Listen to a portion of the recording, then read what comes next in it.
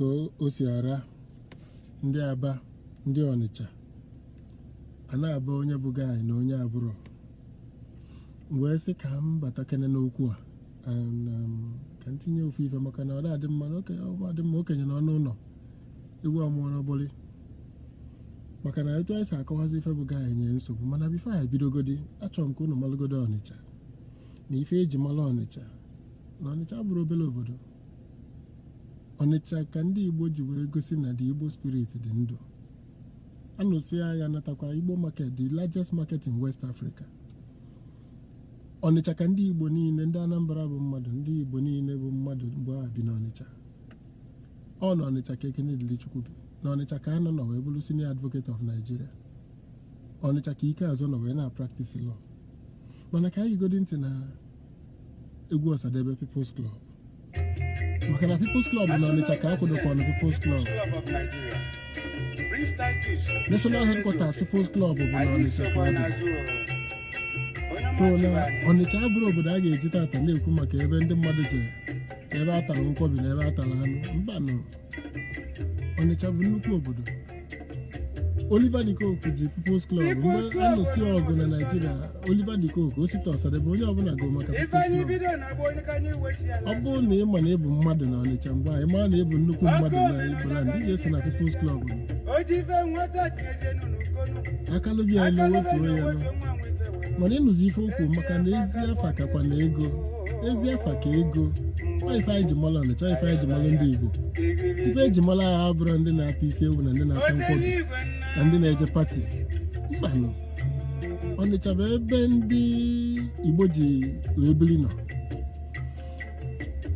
O wee dịka nke yi nwanne ya. Aba abụrụkwa obere obodo. Ọ bụrụ na o nwere ndị ọbụla too na Aba ndị na-ekwu maka Aba tata ịmara Aba ka a nụsị ọgụ. Aba abụrụ obere obodo.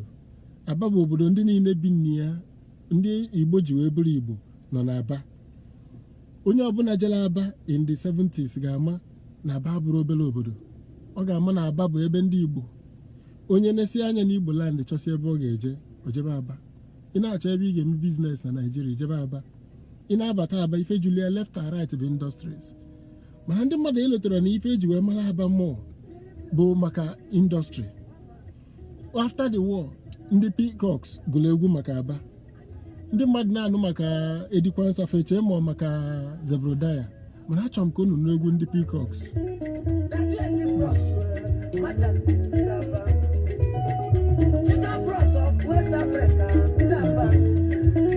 Ndị a bụ ndị bi n'Aba after the war. Chuks Okolie bụ onye Anambra. Ọ ya biggest glass dealer nọ n'Aba. Mike Machanda onye Enugu ukwu. Ebe a ka obi n'Aba. John Anyehie Toyota Crown. The sole importer of Toyota Crown na Nigeria.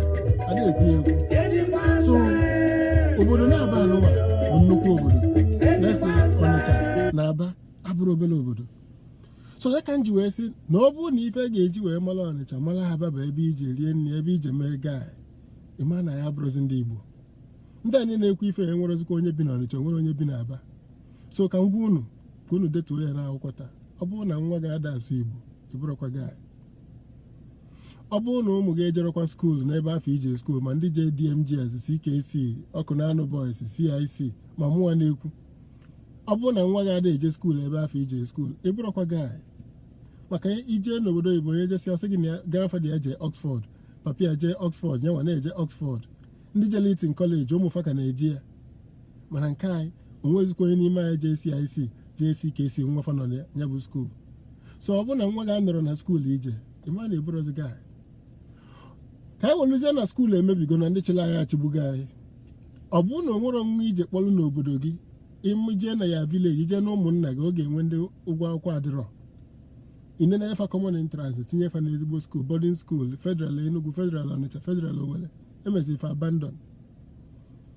CKC, DMGS, ịkpọrọ ofe onye kwụọrọ ụgwọ akwụkwọ. Ọ bụrụ na nwere onye na-akwụrụ ụgwọ akwụkwọ na ụmụnna gị, na ịbụrụkwa gaị. Maka ife anyị ga-eji wee develop an Igbo bụ human resource. I am ejizi technology of yesterday wee develop an Igbo. I am ejizi infrastructure of yesterday. The biggest infrastructure ndị Igbo nwere bụ human beings, and anyị nwere value for human beings.